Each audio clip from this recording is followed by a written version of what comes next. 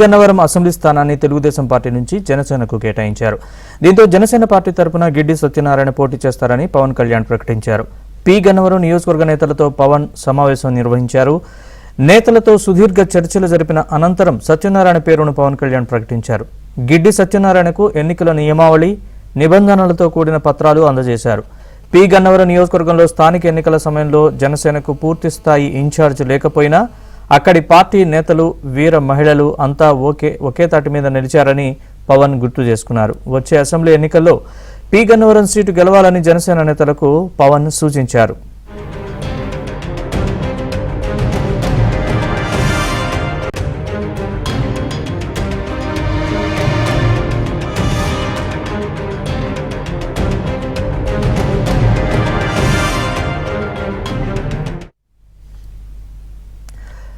P Gannavaram assembly స్థానాన్ని Telugu Desam party నుంచి జనసేనకు కేటాయించారు. దీంతో జనసేన పార్టీ తరపున గిడ్డి సత్యనారాయణ పోటీ చేస్తారని పవన్ కళ్యాణ్ ప్రకటించారు. పి గన్నవరం నియోజకవర్గ నేతలతో పవన్ సమావేశం నిర్వహించారు. నేతలతో సుదీర్ఘ చర్చలు జరిపిన అనంతరం సత్యనారాయణ పేరును పవన్ కళ్యాణ్ ప్రకటించారు. గిడ్డి సత్యనారాయణకు ఎన్నికల నియమావళి, నిబంధనలతో కూడిన పత్రాలను అందజేశారు. పి గన్నవరం నియోజకవర్గంలో స్థానిక ఎన్నికల సమయంలో జనసేనకు పూర్తిస్థాయి ఇన్ఛార్జి లేకపోయినా అక్కడి పార్టీ నేతలు, వీర మహిళలు అంతా ఒకే తాటి మీద నిలిచారని పవన్ గుర్తు చేసుకున్నారు. వచ్చే అసెంబ్లీ ఎన్నికల్లో పి గన్నవరం సీటు గెలవాలని జనసేన నేతలకు పవన్ సూచించారు.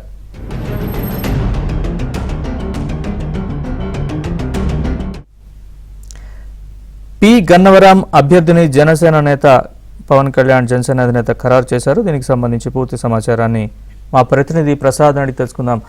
ప్రసాద్, చెప్పండి, సత్యనారాయణ ఎంపిక కలిసి వచ్చిన అంశాలేంటి, పూర్తి అప్డేట్స్? నరేష్, ఈ రోజు పవన్ కళ్యాణ్ పి గన్నవరం నియోజకవర్గంతో సమావేశం నిర్వహించారు. ప్రధానంగా అక్కడ ఉన్న పరిస్థితులు, అక్కడ ఉన్న ఇబ్బందులకు సంబంధించి, అలాగే స్థానిక సమస్యలపై కూడా ఆయన ఆరాధించినట్టు కూడా తెలుస్తా ఉంది. అయితే ప్రధానంగా ఈ పి గన్నవరం నియోజకవర్గం సంబంధించి గతంలో రాజేష్ తెలుగుదేశం పార్టీ తరఫున సీటు కేటాయించారు. అయితే కొన్ని జరిగిన పరిణామాల నేపథ్యంలో ఆ రాజేష్ తప్పుకోవడంతో ఆ సీటును జనసేనకు కేటాయిస్తూ చంద్రబాబు, పవన్ కళ్యాణ్ జరిగిన చర్చల్లో జనసేనకి ఇవ్వాలని తీర్మానించారు. దీనికి సంబంధించి